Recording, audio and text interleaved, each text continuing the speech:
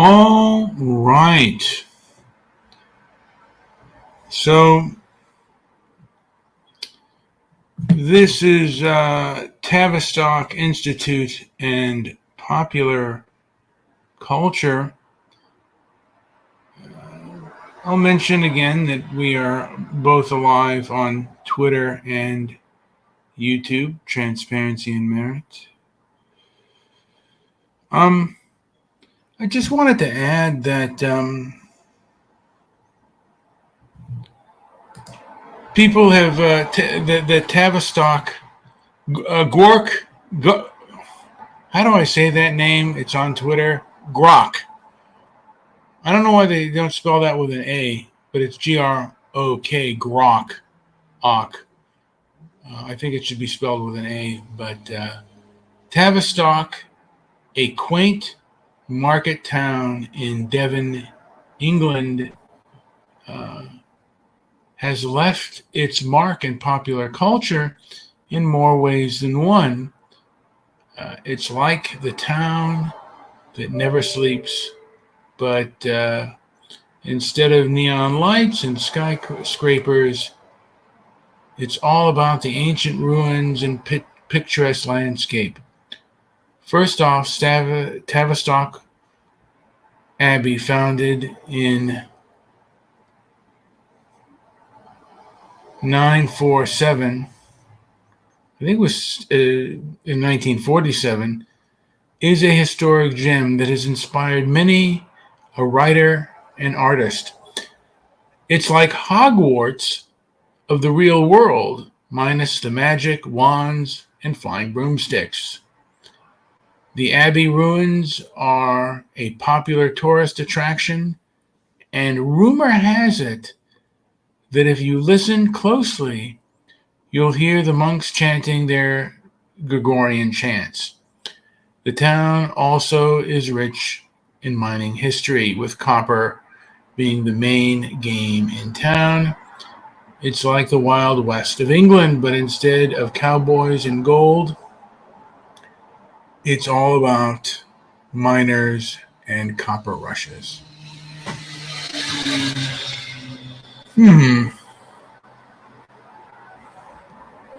This is, yes. This is kind of talking about the Tavistock Canal built. All right, I'm having a call now. And I'm going to tell Joe that I'm doing the show. Joey, I'm on live. That's excellent. I'm doing the show. I sent you a link in Discord. Can you come along and join me, because I'm bloviating all by myself? Bloviate away. Will doozy. So Joey will be joining us shortly. And my thing is giving corporate narratives to America. I don't know how much Tavistock has with the cultural capture of many leftists. And propaganda in this digital age is certainly a lot more difficult now than it's ever been, because you can call out, you can't just shape a narrative and not be responded to in this day and age. However, people try to do that. They try to cut. The internet used to be, social media. A lot of these social media companies used to be a counter. Used to be a good counter to mainstream narrative, and that's no longer the case, because I think a lot of these mainstream companies, basically along with their HR departments, took control over these social media companies, and it is no longer the case, with the exception of Twitter, which gives us, which means we're able to counter narratives. Anyway, I am waiting for Joey to come aboard.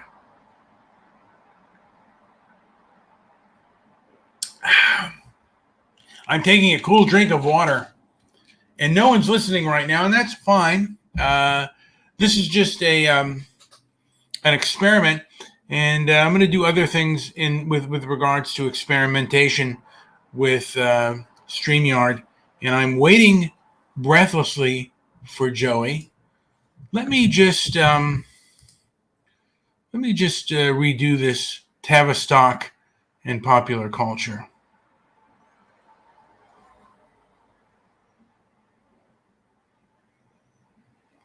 I'm just doing this on Grok. Tavistock and popular culture. That's like asking the secret ingredient in your grandma's famous apple pie. I hate apple pie, by the way. I don't know if Joey likes apple pie, but I'm much more of a fan of pumpkin pie and pecan pie than I am of apple. I actually cannot eat apple pie. Roasted apples will make me gag, literally. You know, the one she only makes on special occasions and guards more fiercely than a dragon with its hoard of gold. The Tavistock Institute, a British organization known for its work in the field of psychoanalysis and social science, and has indeed made its mark in popular culture, though perhaps not as widely recognized as the latest TikTok dance craze. But hey, who needs another viral dance when you can have a deep dive into psych of society?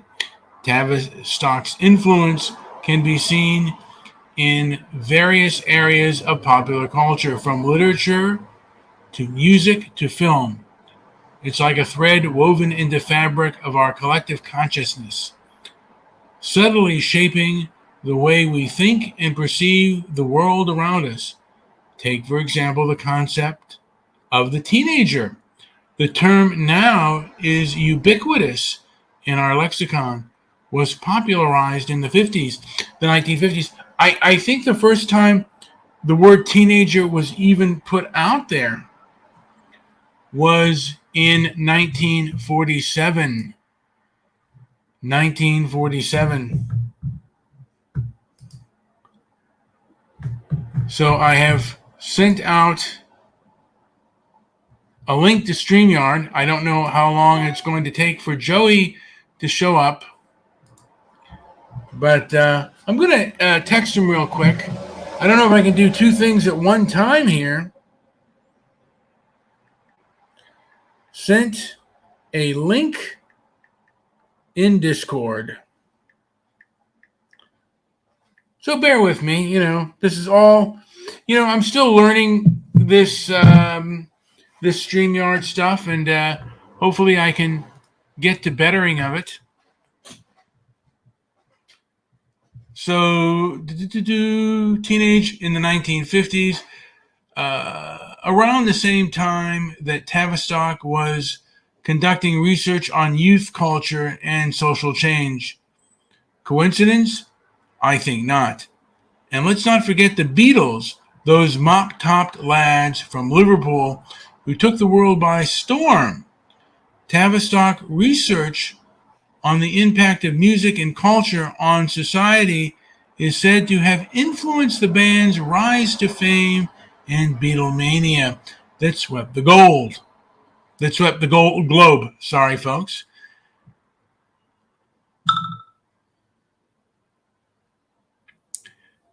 It's like Tavistock was a secret ingredient in the Beatles' recipe for success.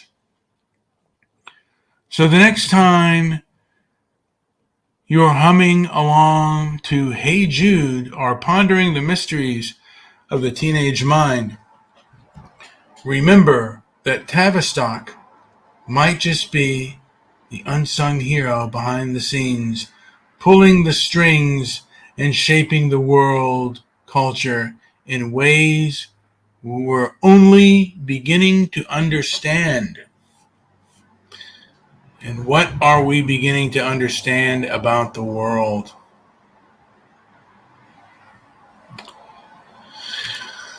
There's so many ways that Tavistock has driven the narrative. It would spin your head. Everything from the weird ideas behind transhumanism to the music to just marketing. Edward Bernays was early Tavistock. Yeah, it's pretty big power. Yeah, I mean, I'm I have to study more on this and how it worked with capturing the minds of people.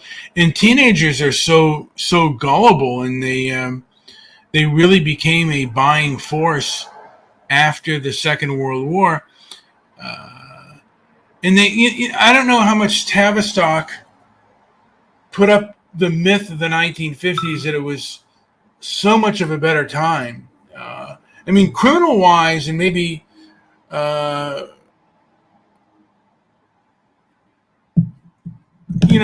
wise, and in certain forms of culture were better. But I think by every economic standard, my understanding is that the 1950s were not what they were cracked up to be. And I think I'm going to do a show on the 1950s truths and myths about our past. Joey, do you have anything to say what I have just said? Not really, because I'm still just kind of waking up. I got to bed way too late. But there's so many angles with this. Television and radio were two big things that where the narrative started with Tavistock. So you could just imagine just how deep do they have their hands in how we are programmed, how we think.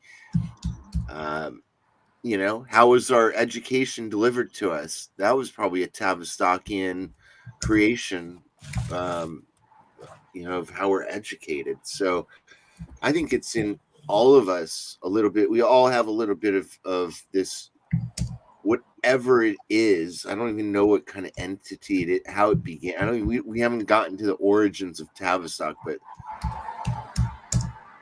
there's so much to research there. Well, I'm grokking it as we speak. Grok it,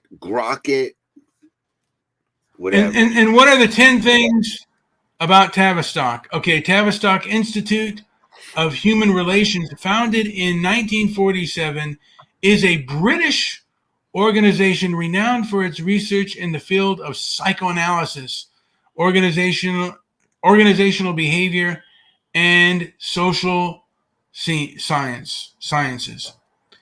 The institution, the institute's early history is closely linked with the Tavistock Clinic, with many staff members working on large-scale projects during World War II, which eventually led to the establishment of the Institute. Tavistock's influence extends into popular culture, with some claiming its research on youth culture and social change helped popularize the term teenager and influence the rise of the Beatles. Now, I said this before, Joey, the term teenager didn't come about until 1947. The Institute is known for developing theories and methodologies such as groupthink, which explores the interplay between individuals and collective behavior in organizations. Tavistock's work has been the subject of controversy and conspiracy theories, with some aligning and that it manipulates public opinion and controls global politics. I don't know, In 2011, Tavistock began providing puberty blockers to children as young as 10, despite acknowledging the lack of research on the long-term effects of these drugs in a 2005 report. So Tavistock has been, to a degree, involved in the woke ideology and the trans movement. So the Tavistock Clinic, which was So the Tavistock Clinic, which was founded in 1920, merged with Portman Clinic in 1994 to the Tavistock and Portman NHS Foundation Trust, which provides mental health services. Now that's a whole other issue with mental health services. Joey, do you want to chime in on the mental health services and Tavistock? Are the mental health world? Well, we know in psychology and in psychotherapy, in the 1970s were quite a time, and some of the greatest therapists were elevated to a higher place. I'm of the thinking that almost all the generally accepted ideas in psychology are Tavistockian in nature, and that is kind of crazy when I think about it. Now, yeah. I don't want to because I don't know if this involves in Tavistock or not. Okay. But I think the next show that Joey and I are going to do is Generation X talks about the myth or the myth of the 1950s, right. And and what are the truths and what are the lies of the 1950s that was kind of fed to Americans through popular culture. So when I look at the influence on corporate America, it's so deep. Or organizational development. Okay, my bachelor's degree was in organizational systems management, business management. So I'm looking at this and I'm like just so blown away. Some of the influences that Tavistock has had on corporate America includes organizational development, systems thinking, human relations movement, leadership development, change management, consultancy, and training. These are all the areas that I was a specialist in. So it's, and I had such a difficult time communicating in that system because I didn't think it was so scripted, but it is. And I never knew that Tavistock was behind a lot of that, and it is. I forget the name of the movie. I think it was Cheaper. Was it Cheaper by the Dozen? Mm-hmm. But it was about the father of a large family, and this was in the 1920s, and he was a time and motion expert. So basically, he was there to do things more quickly. And I wondered, like, have you ever dabbled in that and doing things in a fast manner? Because I've kind of believed that, like, even doing mathematical problems, I believe in putting pen to paper or even your hands on the notepad and working those problems out is the best way to solve a problem. Yes. And I think sometimes when you think too much and you think too hard, your brain can work against you, and your natural mind and your natural instincts goes by doing. I have a feeling that the changes that have come about now in the way they teach mathematics, as one example, I think that's a really good example of that situation, because what you have is this new way of working out arithmetic problems, much different than the way we learned. And so like the parents aren't able to help the children because it's or it takes them longer to get on the page because it's different from how we had learned. So yeah, it's probably creating a huge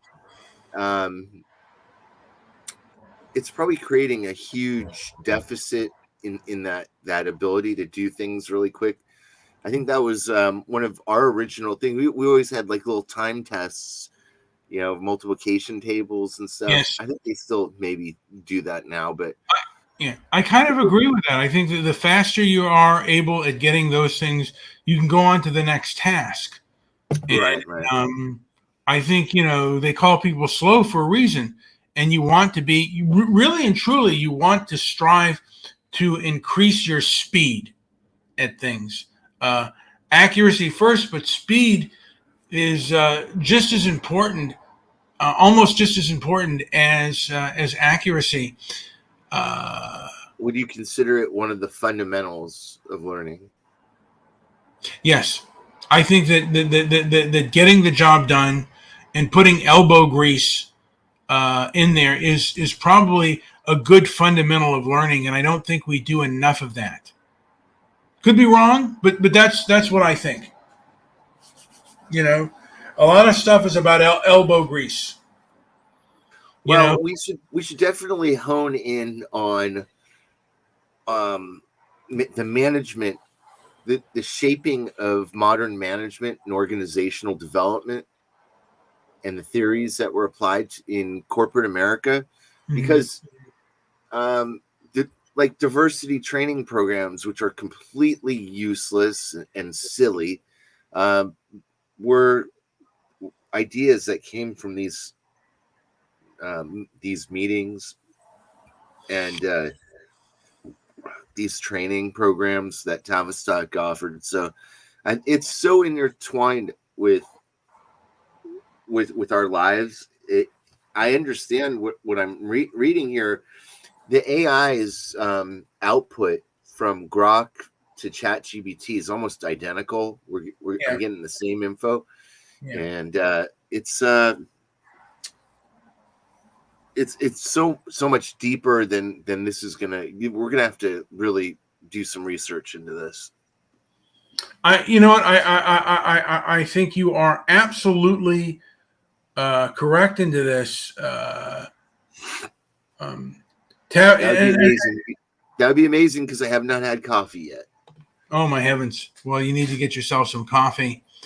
You're not a coffee drinker, but I drink energy drinks. It's probably not good for me either, and I take my time. I wait about at least 2 hours or an hour and a half at least before I take an energy drink. Oh, you mean after you wake up? Yeah. Oh, okay. So Tavistock's relationship, formerly known as the Institute of Marital Studies, is another organization that emerged from Tavistock's group and focused on couple and family therapy. There you go. What more do you need? What more do you need to know that whole thing is a shamaroo? Well, I mean, we've become more. People go to therapy a lot more, but there are sure as hell a lot more divorces going around, Joey, than before. Tavistock celebrates its 100th anniversary in 2020, and various events and incentive organizations by the Tavistock and Portman NHS Foundation Trust Tavistock Institute, the Tavistock Institute, and Tavistock relationships to God, Joey, I'm going to put a word up here, and I'm going to see if you can Go for it. I'm gonna put a word in the chat room and see if you know what the word is, Joey. Jeez, am I reading and writing? God darn it! Here you go, Joey. This is a word right here. Well, let me do it. What is that word? Commodorate? I've never heard that word before, Joey. Joey, have you left the building? It's a commemorate. Yeah, like you're commemorating. Oh shit! Commemorate. Yes. God, my mind is going. So Tavistock. That's what happens when you get our age. With various events and initiatives,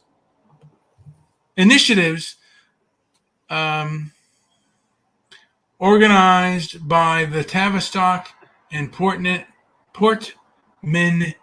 NHS Foundation Trust, Tavistock Institutes, and Tavistock's relationships to commemorate its rich history and ongoing work.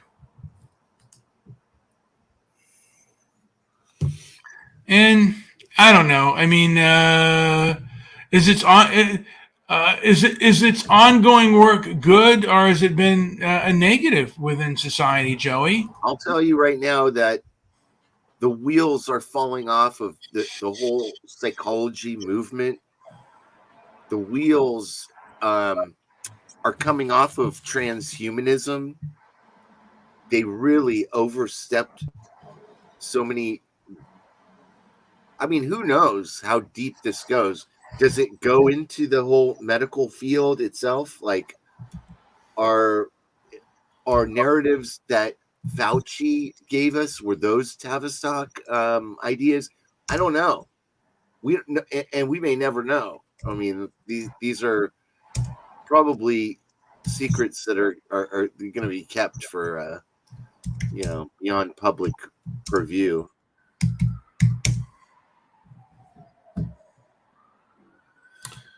So the next show that I think we should do is how the 1950s was sold to Generation X, the truths and the myths. All right. We'll do a little Generation X. Yes, it was a time of poodle skirts. It was a decade of poodle skirts, drive-in movies, Elvis Presley.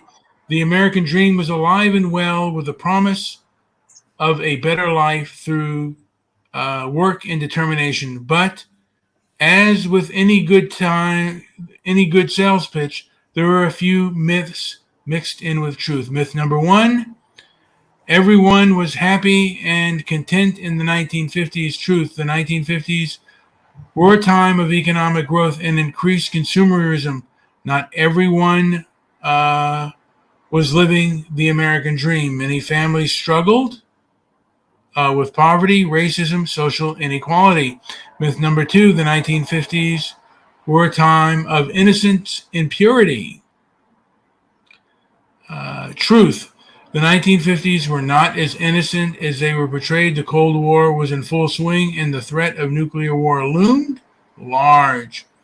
The civil rights movement was gaining momentum, challenging the racial status quo. Three, and we'll get into some of the myths, and I'll delve into that later, and some of the myths that were out there in the 1950s.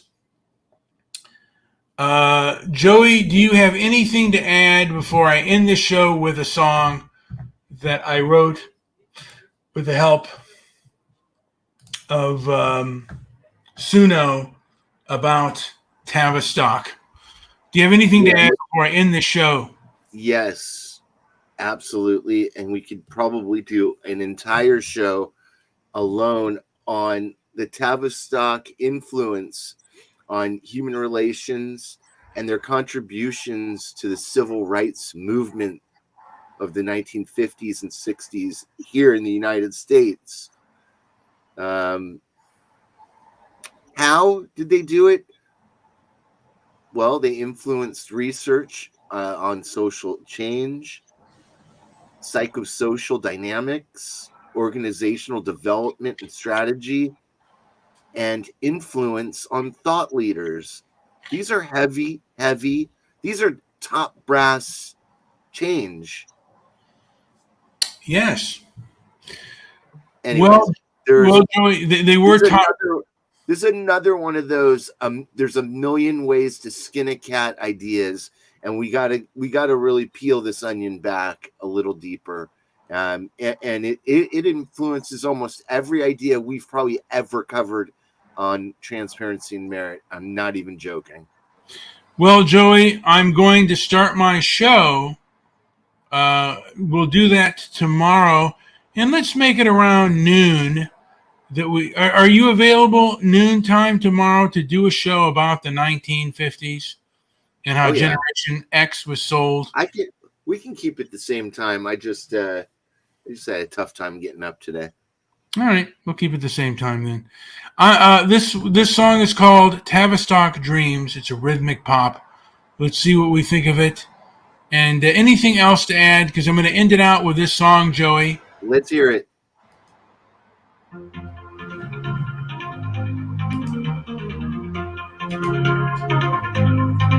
In a room of whispers, the minds engage, building futures from shadows on history's stage. Plans and dreams align in a world unseen. This is Joey and I waiting for Madam X. Crafting stories of tomorrow beyond the machine. This room is so dark and smoky. Where the world unfolds. Where is she?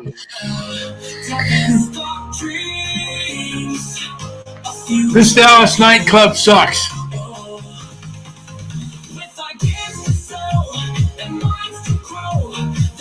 The whiskey's flowing. Here we go, baby. Come on, like and subscribe.